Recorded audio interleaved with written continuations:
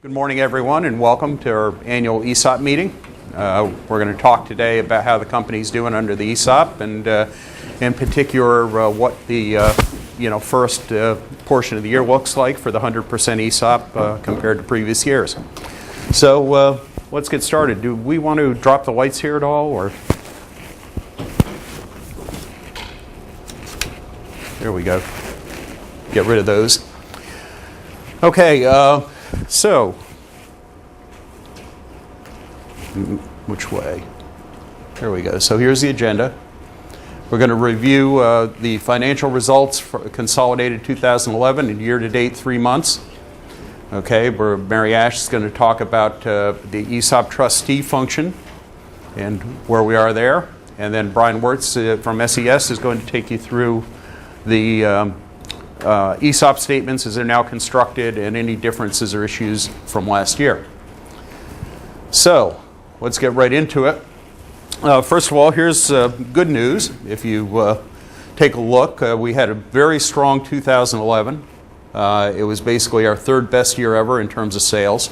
And as you can see, it's a continuing recovery coming after the 08-09 crash. We tend to lag the economy a little bit, both going up and going down, just because of the backlogs that we tend to enjoy in construction and service and that. It takes people a while to dial it back, and it takes them a while to ramp it back up. So you can see that that's good news, and even more so here year to date, we're slightly ahead of last year's sales. We did, it looks like about $9 million last year, and we're about $10 million year to date. So that's good news, okay? But there's some not so great news there either. You can see that we're still kind of on this line, and you would almost say that 05, 06,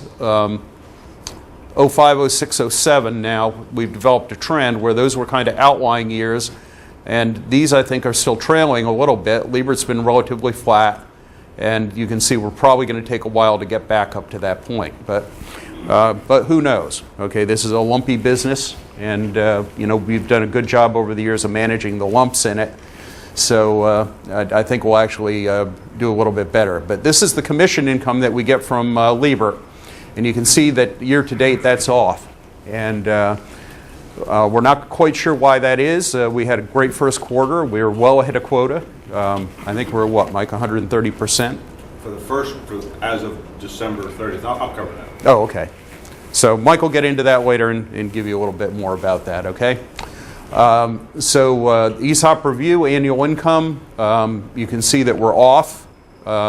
Year to date, probably, how much is that, Fred? About 100,000. About 100,000. So, and we've got a lot of backlog. We, as many of you know, we're sitting in our monthly operating report meetings. One of the things we look at is backlog and future profitability, and we got a great backlog, so I believe that we're going to make all that up pretty quickly here. So, looking at departmental revenue as a percentage of total group revenue, here's each of your departments, and thank you, Fred, for cleaning that slide up. Okay, I can read this now.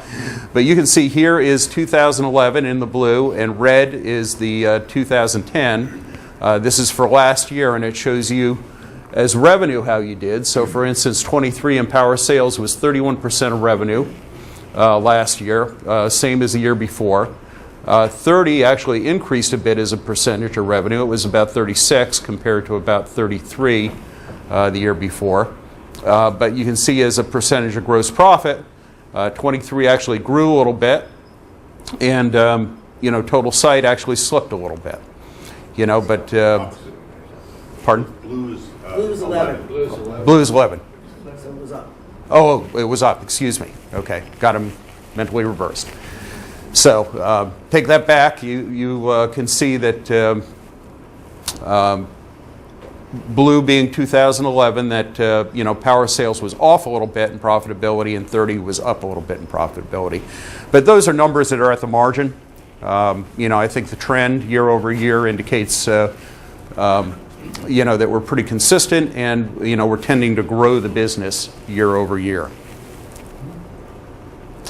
My favorite slide, the one that makes this a great company, is our SCR, service coverage ratio, and you've heard me talk about this in all our previous meetings, I believe this is the single most important financial measurement in the company. And what this does is it basically says that we take all of the gross profits, from all of our activities, all our departments, and we divide that by the general and administrative expense of the company. In other words, the rent, the inside office salaries, everything it takes for us to operate this company. Telephones, internet, you name it.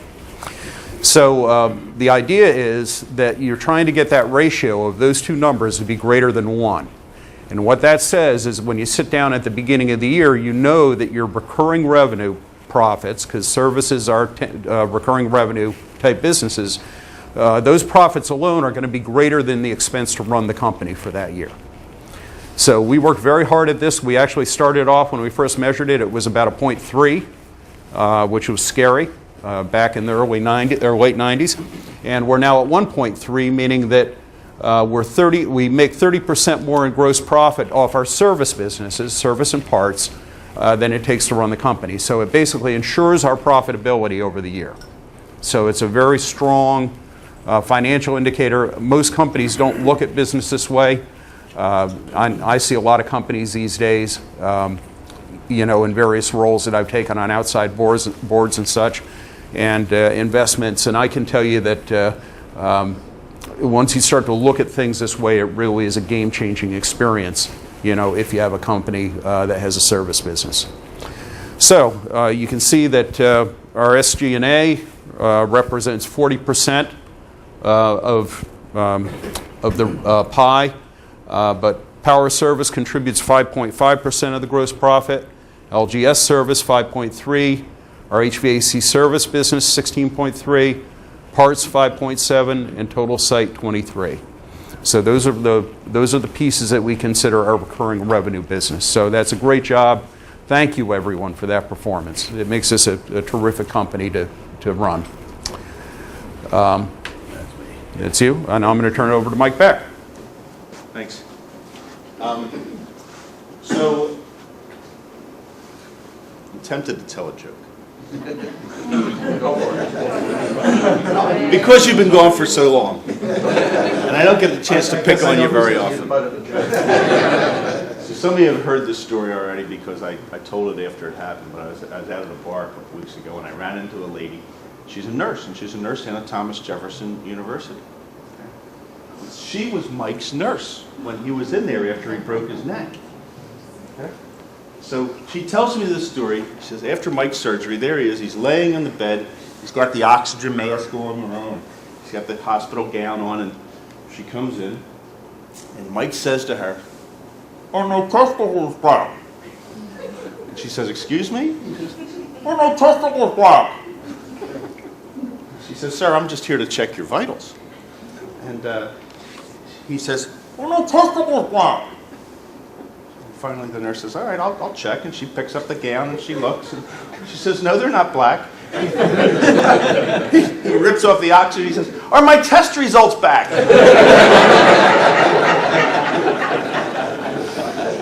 I've been waiting for 3 months to tell that joke.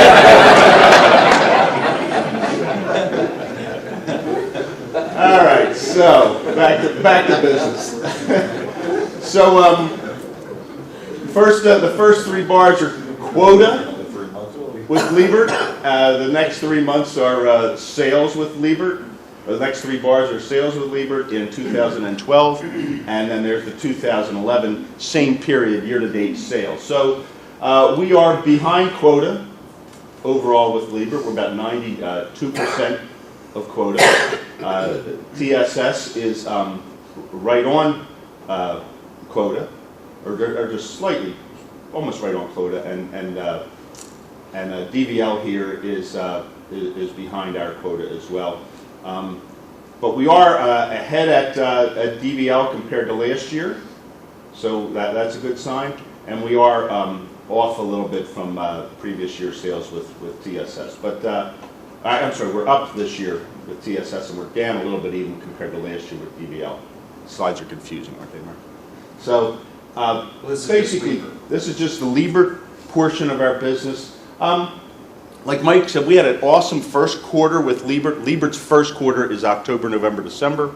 We were about 30% over quota for that 3-month period. We just came through 3 months of really poor Liebert bookings. That's the bad news. The good news is we have a very strong backlog of quotes, and it just seems like there's almost like a log jam of orders, things that we thought were going to book this first quarter. It looks like they're slipping into the second quarter. Some major projects that are hanging out there, not all of which have been booked yet, is the PPL win that we had with Gary and Steve. What was the total value of the whole deal with PPL? Well, the UPS and the PDU stuff is 3.2 million, and we're still waiting for the site scanner, which is about 9 something. So 3.2, 4.2, you had another what? 400. So, I mean, this is a huge, $4.5 million order. So that's probably the biggest order we've got in-house in this calendar year. So I'd just like to give those guys a hand for just...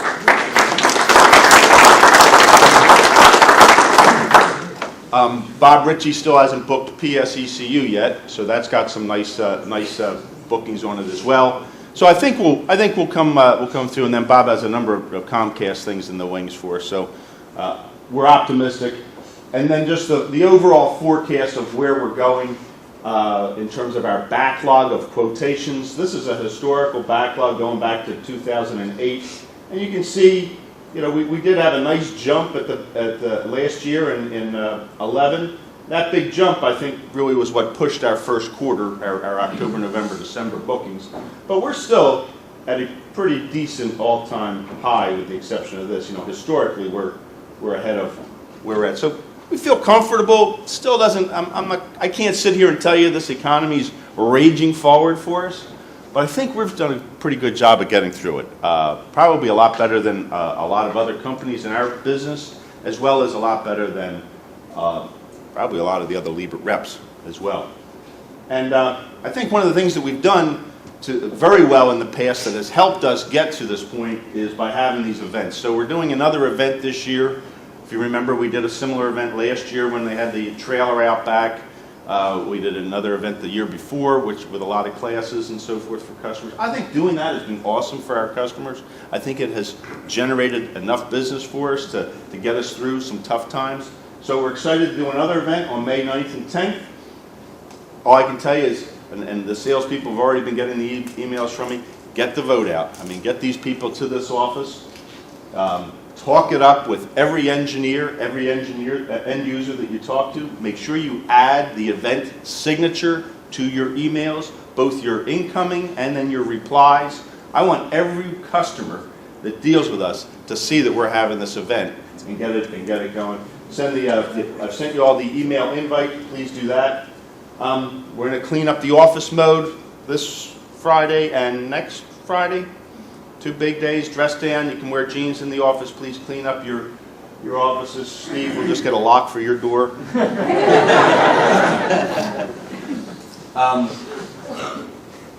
As you always do, you show everybody why we are one of the best places to work, and everybody has done a great job with this at past events.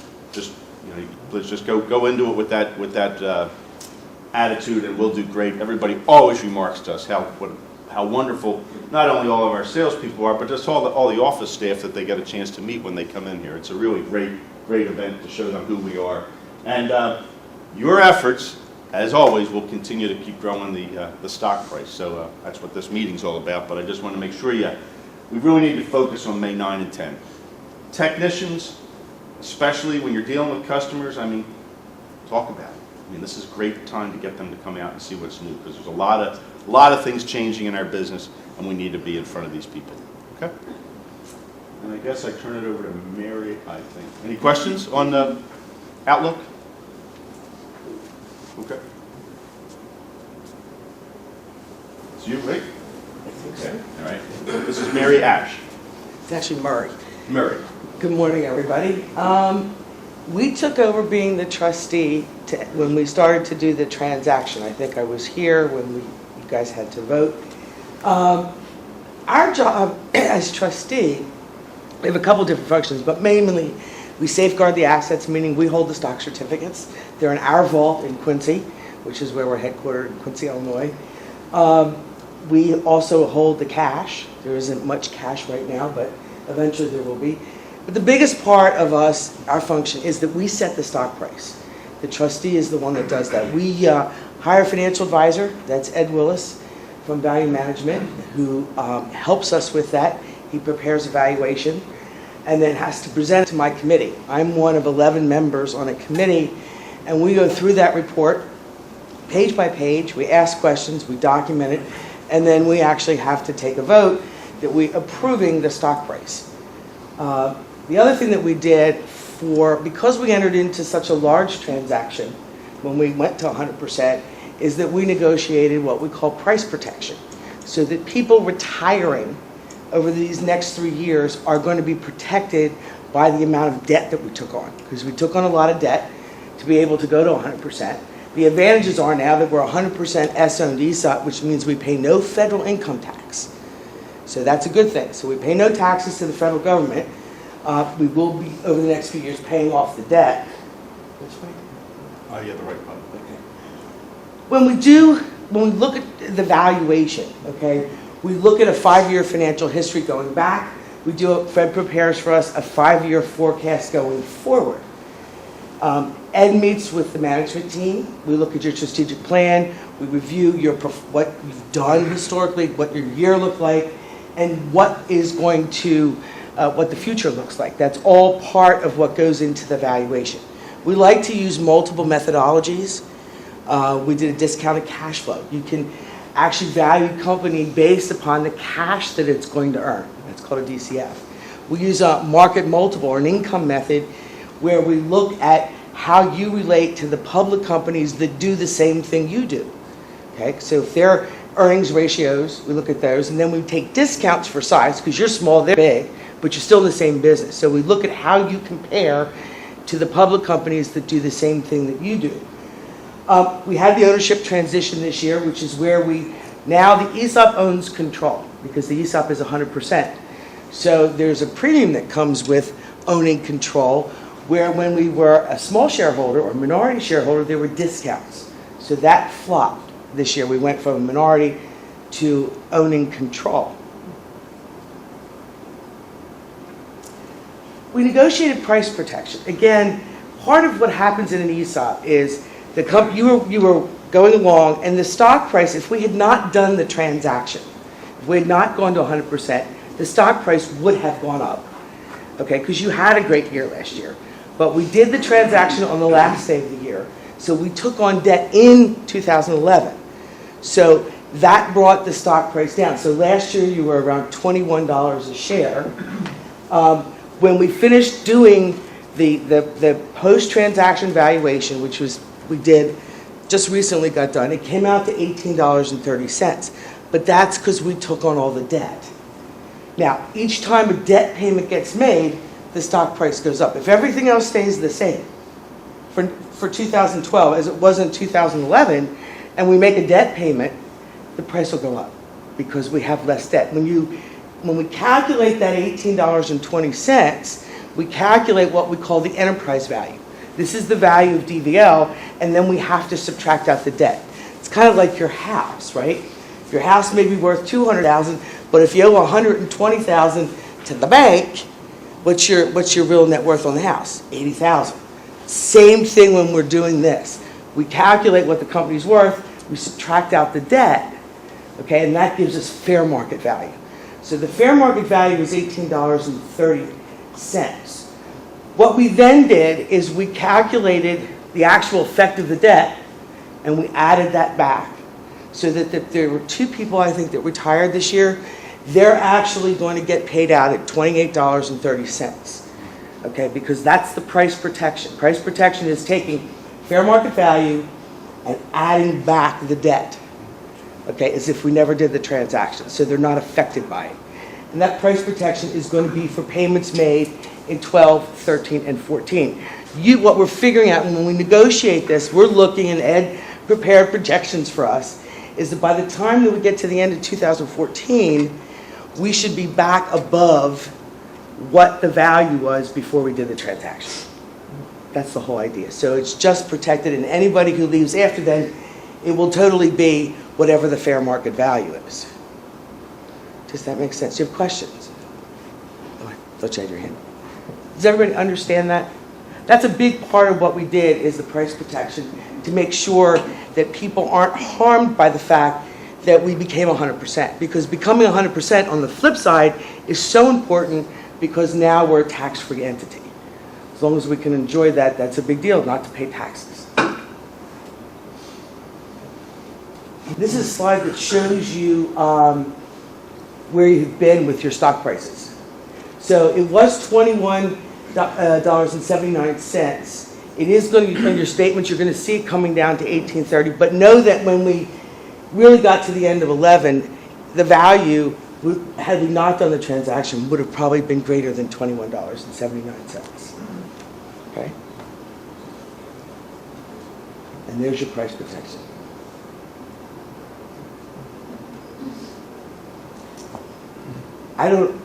This is your slide, or you want me to? You need to You know, explain.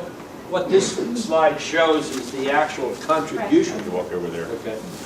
The actual contribution from the company to the ESOP.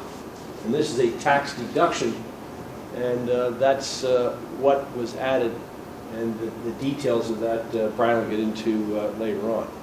So that shows you the magnitude of dollars that were put into the ESOP plan each year.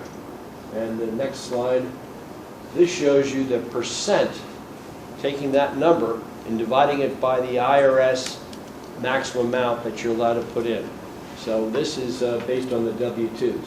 Let me tell you something about this. And then I think Yeah. you can actually 17% of expand payroll is what the contribution was as a percentage of your payroll. You know, most people don't understand that besides your wage, you know, you've got health insurance, vacation, sick time, all of that, including benefits, insurance benefits and retirement benefits. To give you an idea, your benefit was 17% of payroll. I get a 2% match in my 401k and a 4% profit sharing. I've been with the company for 6 years. It's been 6% since I started, and it'll probably be 6% when I retire in 8 or so years.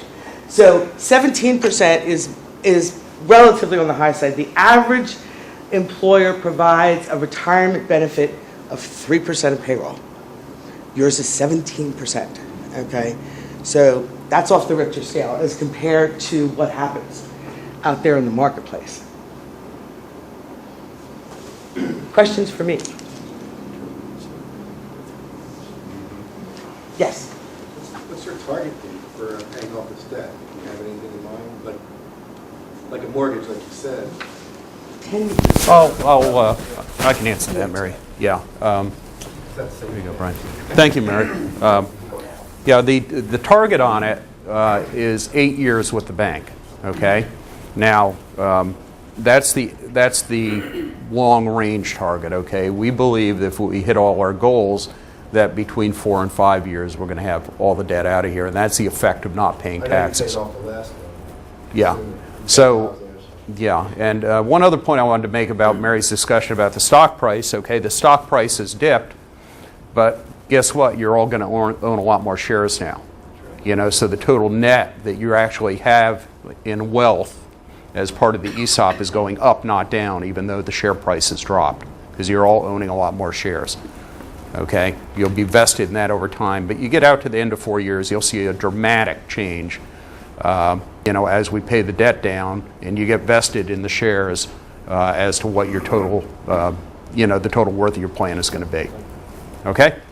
The other thing too is, by the way, there is no pre-penalty payment for paying off the debt early. And so as we start to save all the benefits of being 100% SM, will help the company make those payments and pay off the debt early. Fed's predicting what, 3.5 years?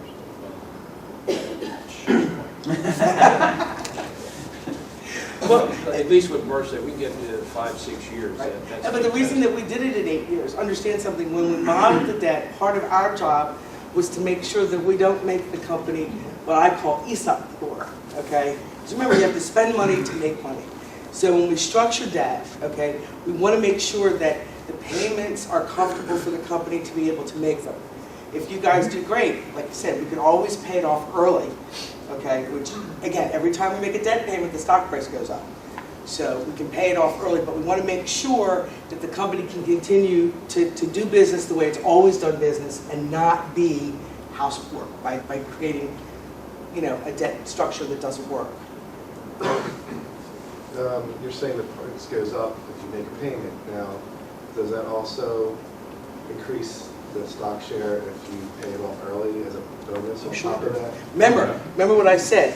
When we calculate, first we calculate what the enterprise value of DVL is, and then we subtract out the debt. So as that debt gets lower towards zero, okay, that enterprise value becomes fair market value because there's a subtraction for debt. So the earlier we pay it off, the faster. What happens is, you saw how the slide, this has been going relatively stable, going up each year. You start paying off that debt in big chunks, it becomes like a hockey stick. It's going to go up real fast. Real quick, that 17% slide that we were showing, Yep. was that inclusive of the matching that we do with our 401k, or is that just the No, whole thing? this is just the ESOP contribution, not including the match. Yeah, and just to clarify too, remember, we've maintained a 401k plan where your money goes to the 401k, the company match goes here. Okay, so we're not telling you to tie all your net worth up in DVL stock. Okay, some companies will make you do that, and we've chose purposely not to. We want to make sure that you have other assets and have some diversity, in what you're putting away. And by using the match, using stock in the match, that's again helping us pay off sooner because we're taking those dollars and we're using them to pay off debt and make the debt payment faster because it's an additional contribution over and above the ESOP contribution that's paying down debt. Yes, ma'am. Now that we're 100% ESOP, how are the stocks distributed amongst employees? Is it, do we go equally, or is it still related to a percentage of their 401k contributions? You get two, right? You get the match, and Brian's going to review I'm that. going to cover that in detail. Okay. This 17% is allocated based on compensation. That's an ESOP contribution. The matching piece, of course, is based, is based upon your salary deferrals, right? Deferrals in the 401k. Yes. Deferrals into the 401k side. So you actually have two pieces. When you see your statement, you have shares coming in from the 401k side, and you have shares coming in from the ESOP side. Okay? And so what we have is we keep track of those shares, okay, and they're actually segregated in the trust. We keep the 401k shares separate from the ESOP shares, and you'll see that on your statement. Yeah, and just as an aside there is a limit. And Brian, you're going to get into that? Okay, I won't steal Brian's thunder, but he'll tell you about, how the plan is biased, for employees that are lower on our compensation scale, essentially. Okay, Brian, no further ado. All right. My name is Brian Werps. I'm with SES Advisors in Philadelphia.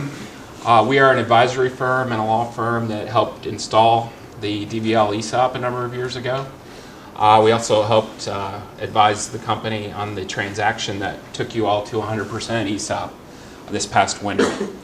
So my main responsibility with the plan is to do the calculations and the compliance work related to your benefits, and that includes generating your benefit statements, making reports to the government, to the Department of Labor, making sure we comply with the retirement plan rules, and then producing the distribution paperwork that eventually First Bankers Trust, as the trustee, will be sending the check when you're eligible to receive a payment from the ESOP. I'm going to borrow Murray's slide here, not to belabor this point, but it's an important point today. We see a dip in the value, which is really contrary to what you'd expect to see because DVL actually had an excellent year. That red bar, the enterprise value, is essentially, to borrow Murray's analogy, the value of the house. That house has appreciated quite a bit this past year for two reasons. One, because you had another strong year, and two, because you as the ESOP trust now owns a controlling interest, 100% of DVL Group. It's now your company, and there's a premium for that, and that's in that valuation, and another strong a year of performance cash flow wise. So why do we see the stock price dipping? Well, Murray said, we've taken a mortgage on that house. We have taken some debt out in order to buy those shares. Those shares are going to get allocated over the next 10 or 15 years. So the people who have just come on with DVL, there is a nice bank of stock that's going to be allocated over the next 10 or 15 years. The ESOP Trust now owns essentially 4 times as much stock as it did in early 2011. So there's a lot of stock there to be allocated, a lot of wealth to be generated for retirement for all of you. That's the really good news. The drop in stock price, I would say, is less than I would expect under the circumstances. I was actually surprised it didn't drop more, which says a lot to the performance of DVL. And as we said, over the next few years, as the bank debt is repaid, those 2 bars, the 1830 and the 2830, are going to converge until they're the same number. When the bank debt is fully repaid, those 2 numbers, those 2 bars are exactly the same. So the story here, there is a drop, but that's normal in a leveraged ESOP. We've taken out that mortgage. As we repay that debt every year, that stock price is going to move along with the enterprise value. Nobody knows what that 2830 is going to do because it's a result of many factors, how the company performs, the overall economy, everything that goes into that appraisal to determine the company value. Nobody knows whether that will be up or down, although you have an excellent trend there. But what we do know is that those 2 prices are going to converge. They're going to be the same thing by the time the bank debt is paid. And so for those of you that are at retirement or reaching retirement over a number of years, the feature in the plan, the price protection that Murray and the trustees negotiated, is intended to protect you from that temporary effect. So you're going to get the price of the company without the debt if you retire in the next 3 years. With that, I'm going to move on to your benefit statements. Pat will have the benefit statements to hand out at the end of the meeting. Those benefit statements have some really good news. You all had a significant amount of stock allocated to your account. Assuming you've qualified for the plan, we're going to go over how you qualify for the plan. Values, we're going to see a drop in the value of the ESOP stock, as you see from the $21 to $18.30. But there's a really good story behind all that, and I'm going to show you on a benefit statement what's going on in your account. So we're going to go over the statement real quickly. We're going to go over again the plan rules, some of the key rules. And those are essentially when you qualify to get in, how you vest. In other words, vested means how you qualify to take that money with you when you leave DVL, when you retire or leave the company. And then what are the rules for distribution of benefits? When can you get the money after retirement or after termination? And then another feature of the plan, segregation and account rebalancing. We touched on that last year. We're going to touch on it again briefly this year. So this is a sample benefit statement. It's got a lot going on because your plan has a lot of features. But essentially, the shares in your account up here tells you how many shares of DVL Group stock have been allocated to your account. There's a question about 401k matching and employer contributions. Well, the statement is segregated into those 2 buckets. The 2 buckets have a couple of features that are different from one to the other. The employer contribution is DVL money put into your ESOP account. It is based on your eligible compensation. So if you qualified to enter the plan, you had enough hours for the year, you've been here long enough, you get a piece of that pie, and it's based on your compensation. It's based on your compensation with a couple of rules. For the higher earners, there is a cap. The IRS does not recognize any compensation above that cap, and that cap is relatively modest. I believe it's $245,000 for this year. So anything above that doesn't count for this purpose. Your relative compensation among all your peers, you get a piece of the pie allocated to you. And that is in this number right here. That number contains 2 parts. It's this year's contribution put into your account, and it's some shares purchased this year. And you see that cash right down here going out of your cash account and purchasing shares. So you're going to see a pretty large share allocation this year, unusually large. The reason for that is mainly the company's been putting cash into your account prior to this year for the purpose of making this purchase in 2011. So that's been done now. We've taken that cash and bought more DVL Group shares. So you're going to see an exceptionally large allocation this year. And this is pretty typical right here. You might see as many as 50% more shares in your account this year. And in this case, that cash came from cash that was in the account at the beginning of the year, cash that was added for 2011, and then we've taken that and purchased shares with it. So that's what happened essentially at the closing back in December when you all acquired 100% of DVL Group stock. So this bucket over here, 401k matching, that is allocated a little differently. That is allocated based on your participation in the 401k plan. So if you're deferring in the 401k, you're getting a matching contribution. Again, it's money coming from DVL, not out of your paycheck. But instead of going cash into your 401k, it is being allocated in your ESOP 401k matching account, first as cash and eventually buying shares. So that has nothing to do with your comp versus your peers. It's strictly a formula based on how much you defer in the 401k. And Murph touched on it. The 401k is very important. I encourage you all to participate in it. It's very diversified assets. It's much different than having just DVL stock in your retirement portfolio. Diversification is a very good thing. So when you're planning your retirement savings, very good to rely on that 401k. The match is generous. Important to take advantage of that, both because it's company money going into your match account and because the 401k assets are more diversified than the ESOP assets. Okay,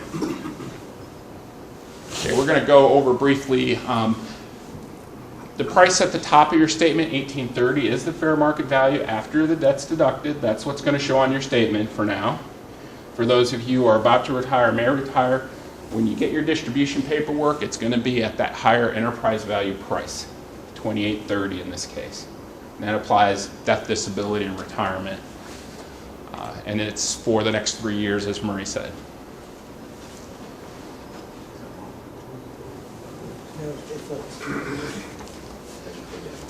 Good point there. I overheard the point. Remember that price is still changing. That $28.30 isn't a fixed price. It's changing as the appraiser revalues DVL every year. So it's not a guarantee of $28.30. It's just that we're going to look at the value of DVL, the value of the house, without the mortgage is what you're going to be paid on for those next 3 years. What's the time period of that? Like, 12, 13, and 14, 3 years. Yeah. It's a 3-year guarantee. So give the example, if somebody retired 12/31/2012, They'll get paid out next year whatever the price calculates to be. So next year we'll do the valuation, okay, and then we'll add back the effect of the debt. Right. And so that number this year is $28.30. Next year it could be higher than $28.30. It could be lower. I expect it to be, should be higher because if the debt's paid down, that means the enterprise value is up. Yep. And then we add the debt to the higher enterprise value, and we'll get a higher guarantee. It should never go down unless we lose money, right? Unless you lose money, unless the enterprise value goes down, the value of the guarantee should not go down. Yeah, the $18.30 price will go up if you only pay debt and if nothing else changes. Let's just take an example. Let's say you have exactly the same year in 2012 as you did in 2011. The $28.30 is going to be the $28.30 again. No change in that number. But if you paid the debt, and if we go on schedule, you may have paid as much as a quarter of that debt or 20% of that debt, that $18.30 is going to go up 20% of that differential. And then $28.30 goes up because when you add the debt to the higher, The $28.30 is the enterprise value. $28.30 is the effect of the debt, is the price without the effect of the debt. Yeah. So technically enterprise value. Yep. So if you pay down debt and you have the same performance, the $18.30 goes up, and then we add back the debt, and it's a lower amount. So you're right, it could stay the same. Brian, one thing, we have to define how, that 2830, what the age is. Let's be very Yep. specific as to Yep. So someone thinking, well, geez, if I leave the end of 12 and I'm 35, Yeah. there's going to be a big difference. as opposed to That's a really good 50. point, I'm Pat. sorry. It's a really good point, and I'll put it this way. Retirement, unfortunately, doesn't mean that you're done working and moving to Florida and taking the rest of your life off, under the IRS rules anyway. Retirement in your plan is age 65. So if you retire a little early or whatever, you're going to fall under the other rules for termination, which we're going to touch on in one of the slides coming up. So that's a very important point, age 65 in your plan. But for some of us who might be a little further from retirement, that could be 72 or 75. I don't see that one moving, unlike the Social Security retirement age. I haven't heard any rumors of changing the normal retirement age. In fact, that one, usually they like to keep it where it is because they don't want to disadvantage retirement plan participants. And even if the IRS raises it, DVL doesn't necessarily have to. That's one that you can have discretion over. You hear that, guys? Well, if you're very profitable, they might be interested in keeping you around a little longer. Actually, in that case, everybody in this room that's in the plan right now would likely be protected from any increase in that, honestly. I can't say exactly what Congress is going to do, of course, but typically that would stay where it's at. And if you think about it, the reason is government doesn't have to come up with that money, DVL does. So they like to raise the retirement age on Social Security because it lowers the burden for the government. But in this case, it's coming out of your ESOP. Apologize here, these drifted a little bit, but I'll point to the items. A few things going on. There was a loss. It's an unrealized loss this year on DVL stock, and that's a result of the company, or the value after debt going from 21 to 1830. So that's what you see here. Doesn't mean that money's lost. It means there's a change in value, just like in your 401k count when the stock market goes down. As it recovers, you're going to see gains there. Unusual for you guys to see this. I think it's the first time you've ever had a drop in the price. So you're usually seeing a nice number in there. That's going the other direction, but it's a temporary effect and something we expect after a leveraged transaction like you had.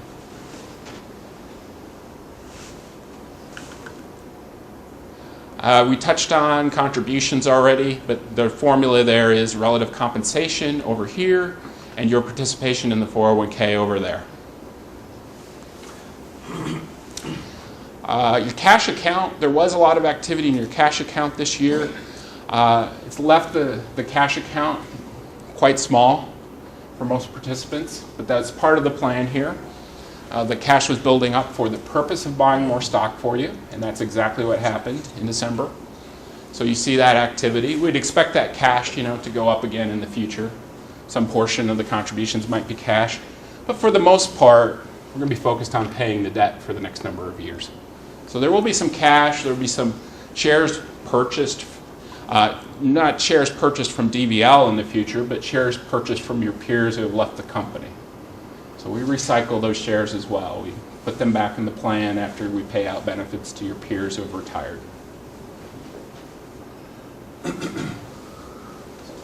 Vesting, we're going to talk about what it takes to vest, but this summary at the bottom of your statement shows your vested account balances. The two buckets, 401k matching and ESOP, have different vesting schedules. The reason for that is the vesting schedule for the 401k mirrors your 401k rules. That is 2 to 6 year graded vesting, and I'll explain what that means in a moment. The employer contribution, the ESOP contribution, is cliff vesting. So you need to be here 3 years, work at least 1,000 hours in each of those years in order to take all of your ESOP benefits with you from the ESOP contribution when you leave. Over here, you need to be here 6 years to take all those benefits with you. So I think we have a question. Have those rules changed recently, or has it always been? I believe your 401k vesting schedule probably changed recently. It was changed in the law about 4 or 5 years ago, not that recently. The ESOP rule, when we first put it in 2006, was 5. Yeah. And 2 years ago, it went down to 3. Yep. Yeah, it's actually threw me a bit because the law went into effect in 2006, but it was grandfathered until your loan paid off, and that's why it's more recent. But that's right, it went from 5 to 3 in the ESOP side. And Can you just go back one slide, please? yes.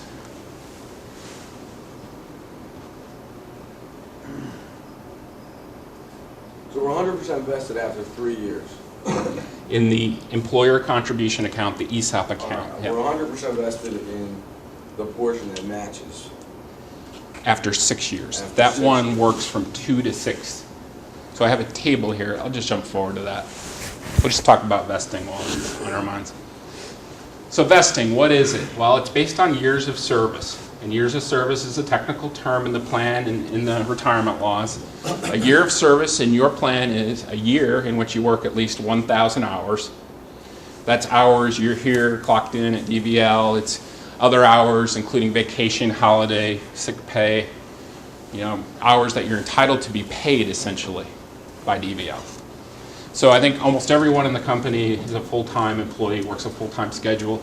You essentially need to be here about half the year to qualify for a year of service. So we take that year of service, and for employer contributions, if you've been here less than 3 and you leave, you're not going to take any of the ESOP money, the employer contribution account, with you. So it's an important milestone in your ESOP account. The matching contributions are this schedule, 2 to 6 year graded. So if you're less than 2, 0, you start vesting at 2, 20%, 40, 60, 80, 100. So 6 to take all of the matching contribution money with you when you leave. Now, I know there are a few people new to the company. Just want to go over those entry qualification requirements. This is language from the summary plan description, which is available on the website, and I'm sure Pat or I could give you a copy, of course. But I'm going to break it down into a simpler explanation. It's actually quite simple in your company. If you're at least age 21, and you've come to work for DVL, you qualify the year after you're hired. And when I say that, you qualify for that entire year. So if you were hired, say, last summer or last spring, you get credit for your service for 2011. So if you got 1,000 hours or more, you're starting to earn service credit, meaning you're starting to vest already. But for that first partial year that you work for DVL, you're not getting a contribution. All right? The first full year you're working, so 2012, all the way back to January, all your compensation for 2012 is going into your benefit calculation. You're getting a contribution for 2012. So essentially it boils down to that. You enter the plan January 1st, the year after you're hired by DVL Group.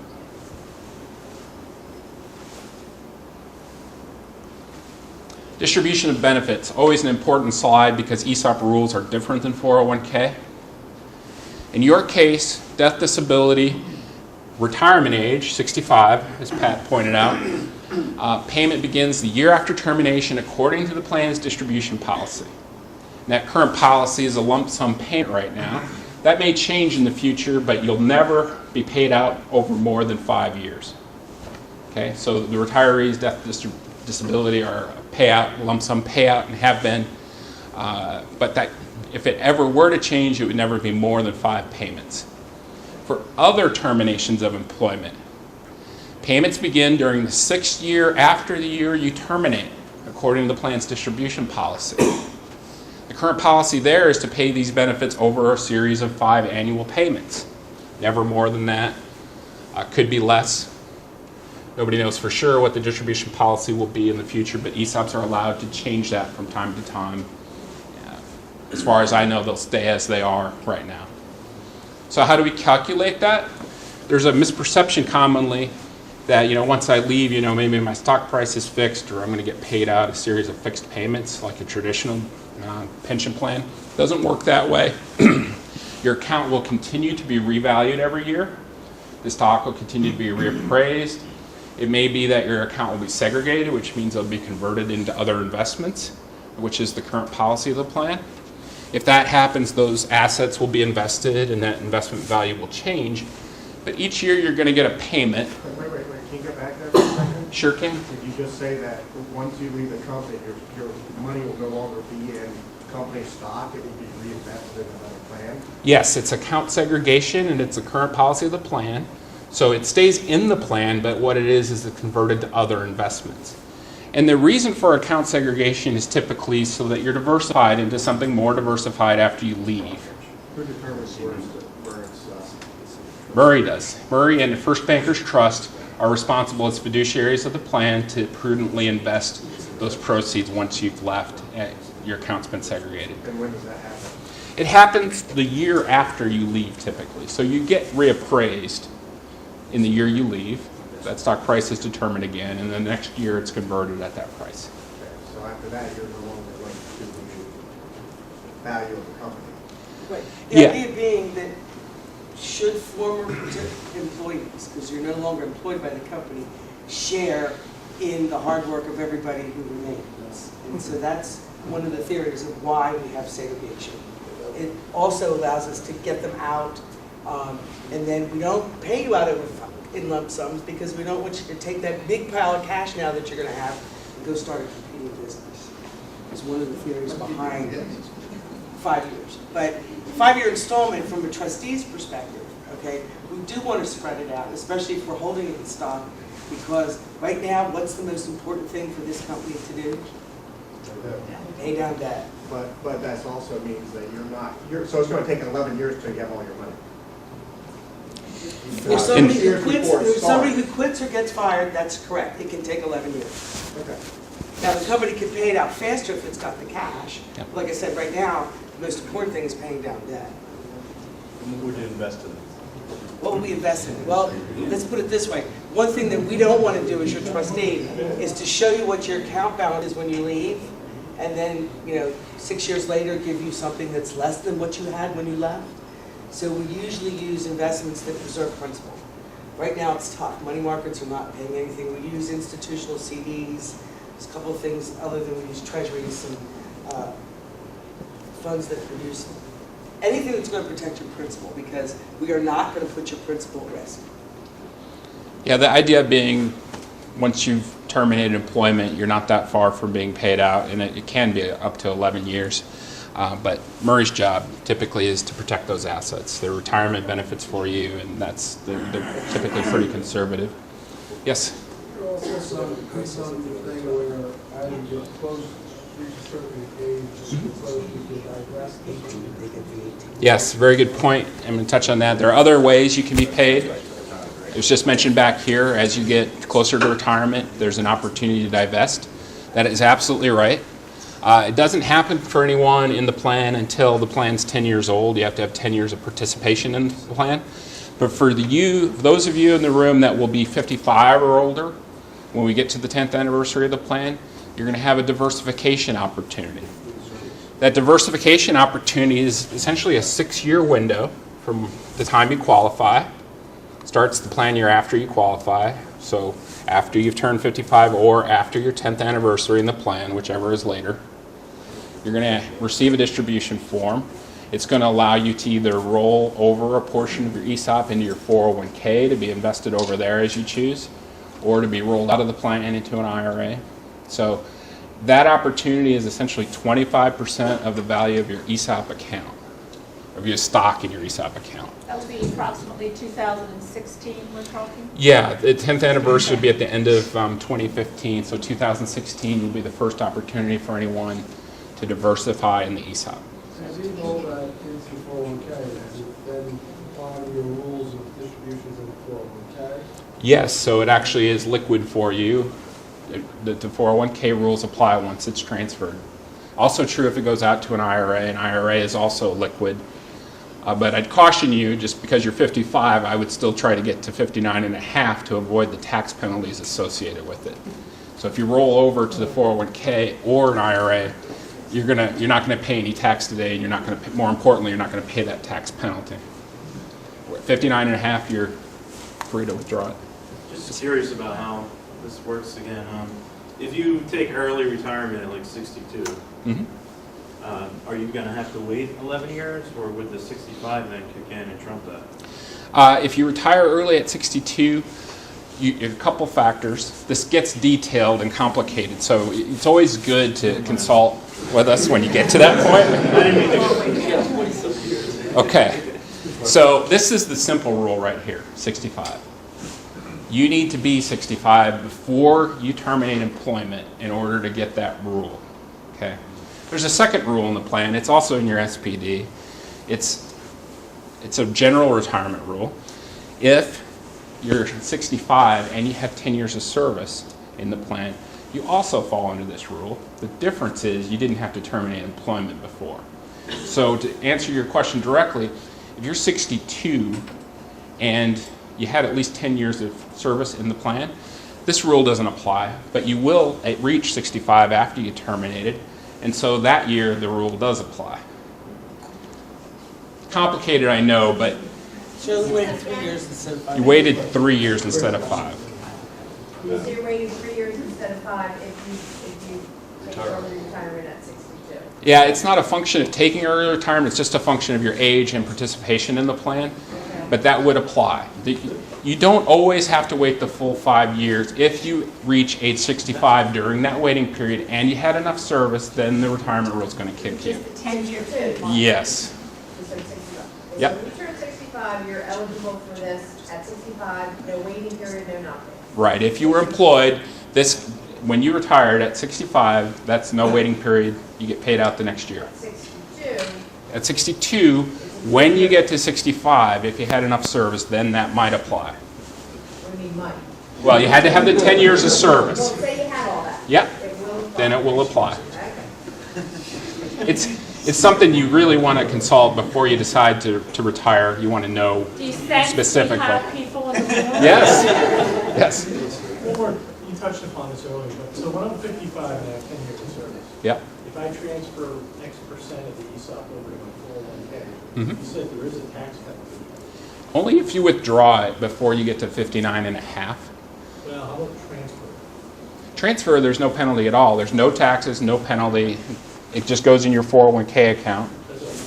And then once it's in your 401k account, if you completely retire at 55, you can get past that penalty, but normally it's 59 and a half before the penalty goes away.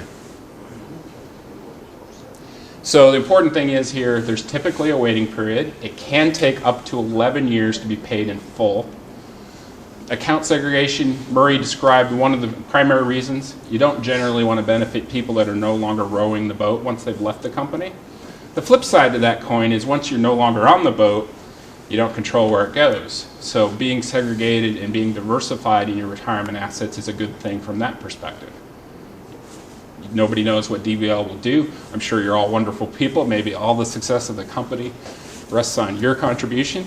Well, if you've terminated and the account's been revalued and you're out of DVL stock, you're not exposed to whatever the rest of them do after you've gone. So that's the flip side. Important thing about account segregation, it's not guaranteed. I mean, there has to be money to put in the plan. The plan has to have the cash in order to segregate. So it's not automatic, but it's the policy of the plan right now. Well, did I hear that right? I thought it was when you turn 65, 66, you get the 5% in the second year to the third year? No, get the lump sum. Lump sum for that group. For the others, for other terminations of employment, that's this installment. So if you got $100,000 in your account, you get $20,000 the first year. That $80,000 may be $82, it may be $78. You get 1/4 of that the next year, and 1/3 after that, 1/2 until it's all paid out. I'll use an example. We had 2 employees retire December 31st, 2011. One was 65. Well, both were 65. They will receive their ESOP payment probably within the next month. We have another employee retiring at the end of this year. The same thing will happen. Yeah, they're about to get their paperwork. They can take a lump sum payment. They could leave it there, but assuming they do, they're going to get a check from Murray's group next 30 or 45 days. And we actually have some people coming up on that 6-year rule. Yep. And the same thing, whether they left voluntarily or involuntarily, we will be paying those people out 1/5. That's absolutely right. There are a couple people who terminated in 2007. Their waiting period's over at the end of this year. They're going to start getting payments next year. They're going to get, instead of a lump sum, they're going to get that series of payments that we just described. That money has to get rolled over, they're going to get penalized too, right? Yeah, there's a lot of tax paperwork you get with it, but the bottom line is you don't want to pay any taxes today and you want to avoid that penalty. The thing to do is get it in an IRA, or if you've gone on to a new employer, get it in their 401k plan. You do that, you pay no taxes today. If you get to 59 and a half, you're going to avoid 10% extra tax. All right, I'm going to hit this briefly. We talked about segregation. So if we have sufficient cash, the plan is we're going to keep converting people, get those shares recycled in the plan. get them out of DVL stock after they've gone and into other investments. Murray's Group's going to invest that on your behalf. Account rebalancing. The plan has so little cash at the end of this year that it's almost irrelevant. It's 99.9 some percent DVL stock at the end of this year. But that won't always be the case, and it hasn't always been the case. The bottom line for account rebalancing is that everyone in the plan that's an active DVL employee is going to have the same proportions of cash and stock in the plan. So if you come on later, if there isn't as much stock to be allocated that year, we do a series of transactions. It doesn't change the value of your accounts, it just changes the makeup of your accounts. But everybody's got the same proportions of DVL Group stock and other investments in their account. This year, it just happens to be that it's almost all DVL stock. ESOP Navigator, 2 things about it. We're going to send you out an email this afternoon with your login information and a link. If you do, you go into this so rarely, it's my experience, people forget passwords. If you do, this little link on the bottom of the page will ask you a security question. If you can't answer it, there's a link to email us. We'll reset your password for you. You'll get an email directly with a temporary password on it. There were the 2010 benefit statements on the electronic copy were taken down temporarily. We noticed a problem with a couple of the statements. That's been corrected, and they're going to be available this afternoon with your 2011 statement. In fact, all of your past statements are available on the site. So if you want to see what the account's been doing, you can page through all of the different statements on the site. This is what it looks like. It looks a little different, but the numbers are the same, and generally the descriptions are the same. It's got your company stock account activity, that's your employer contribution account, and it's got your matching below it. You can set your password here and a security question like with most sites. It's a secure website. Set the password and a security question. I encourage you to do that because the temporary passwords will eventually expire. And that's it in a nutshell. If you have any questions, I'd be happy to answer them. Yes? It's kind of a morbid question.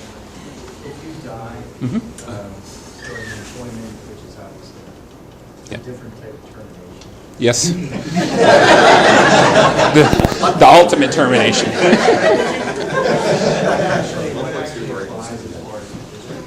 We will get that. Yeah. Yeah.